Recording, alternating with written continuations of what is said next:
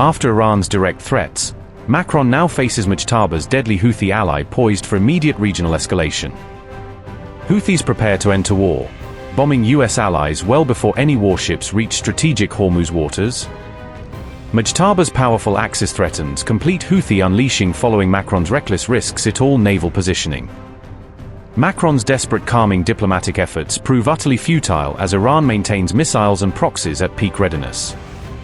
A hardline Iranian newspaper's editor-in-chief has openly threatened British and French naval forces operating near the Strait of Hormuz.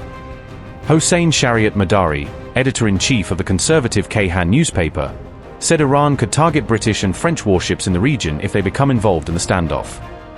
His comments came after both nations moved to expand their naval presence around the strait, including deploying additional ships and support assets to the wider Gulf area.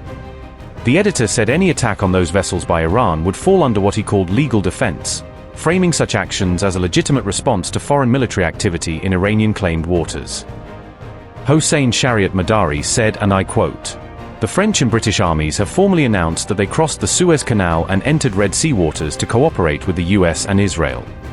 Therefore, attacking these vessels is our natural and recognized right and can be defined within the framework of legal defense. Yemen's resistance forces have also eagerly declared their readiness to carry out this divine mission." Unquote.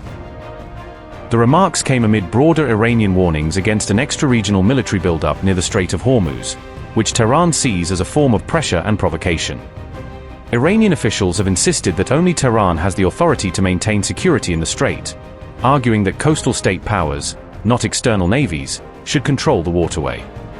However, French President Emmanuel Macron has recently insisted that Paris is not seeking a direct confrontation with Iran, describing the French naval mission as a defensive and stabilizing step.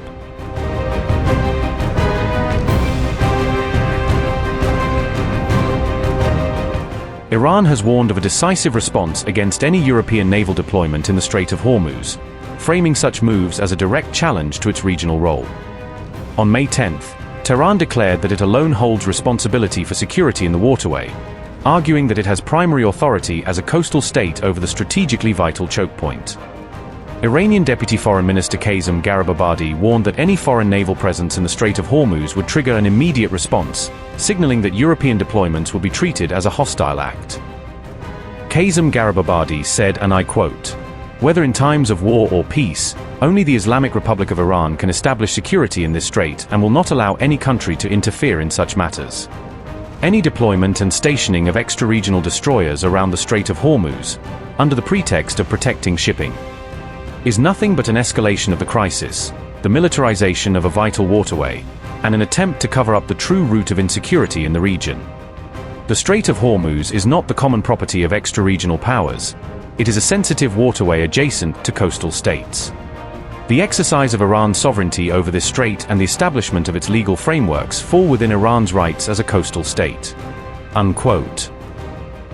The warning came after reports that France and the United Kingdom were preparing naval deployments around the Strait of Hormuz, including positioning assets closer to the Gulf and the southern Red Sea. Garibabadi claimed that France was set to deploy the aircraft carrier Charles de Gaulle toward the Red Sea and the Gulf of Aden, describing it as part of a broader Western attempt to project power into the region. As per Tehran, the real source of insecurity in the Gulf is the use of force and threats against coastal states, rather than the absence of European naval units. Tehran insisted that enforcing its own regulations and exercising sovereignty in the Strait of Hormuz is within its legal rights under international maritime law, rejecting foreign-led security missions in the area.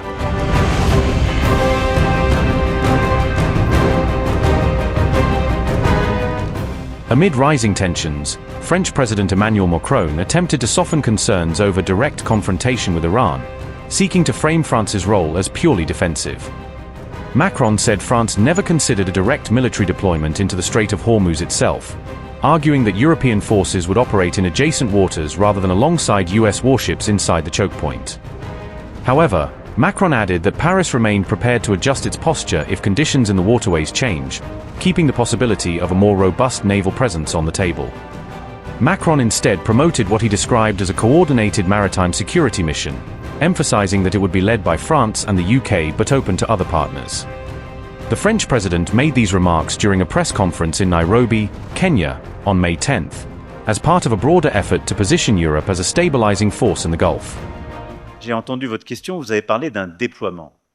On Iran, I think there's a great deal of confusion, and we need to calm tensions. I heard your question, you mentioned the deployment. There's never been any question of a French or Franco-British deployment. A few days ago, I made the decision to move the Charles de Gaulle, the frigates accompanying it, and the entirety of our carrier strike group beyond the Bab el-Mandeb Strait, shifting from the eastern Mediterranean to the Nebai area. But there's never been any question of a deployment. We are, however, remaining ready. From the very beginning, we have said one very simple thing: freedom of navigation, to put an end to any blockade, wherever it comes from and whatever form it takes, to reject any tolls, wherever they come from, and to ensure freedom of navigation. We have never considered, and I invite you to review all my statements since day one, carrying out a deployment to reopen Hormuz by force. That has never been France's option. We have built an ad hoc mission, co-led with the British, bringing together 50 countries and international organizations in order to work in coordination with Iran, while deconflicting with all the countries of the region and the United States, to ensure that, as soon as conditions allow, maritime traffic can resume, including the transport of fertilizers, food, gas, oil, and goods. I call on everyone for calm and responsibility. I think there has been far too much verbal escalation, which always leads to physical escalation, and the world's most vulnerable people are the first victims of this. But today, we are all victims of what is happening. Our fellow citizens in France are also paying the price every day for this war that we did not want. So today, return to calm, prioritize a peaceful and coordinated reopening of Hormuz, and the resumption of responsible discussions on nuclear and ballistic issues within an appropriate framework. France is here to provide solutions in a respectful manner and within the framework of international law.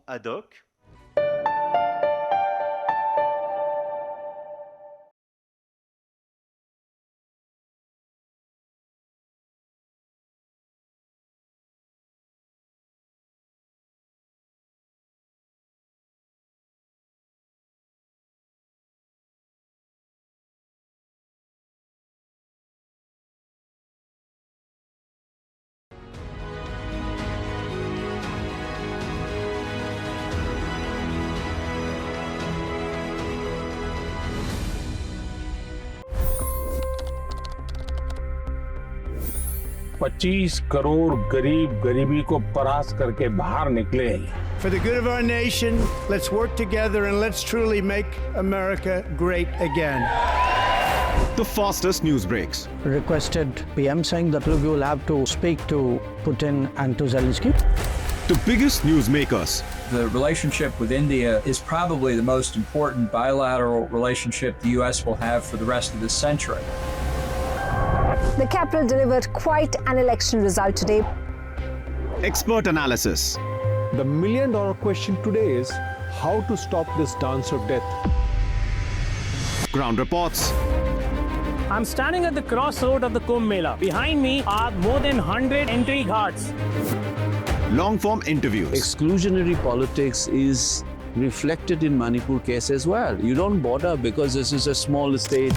Deep dive into burning issues. It's often said DRC could be the richest country in the whole world. It's because of what sits underneath. Why exactly did the US topple the Sheikh Hasina government? HD videos. We don't just break news, we break it down.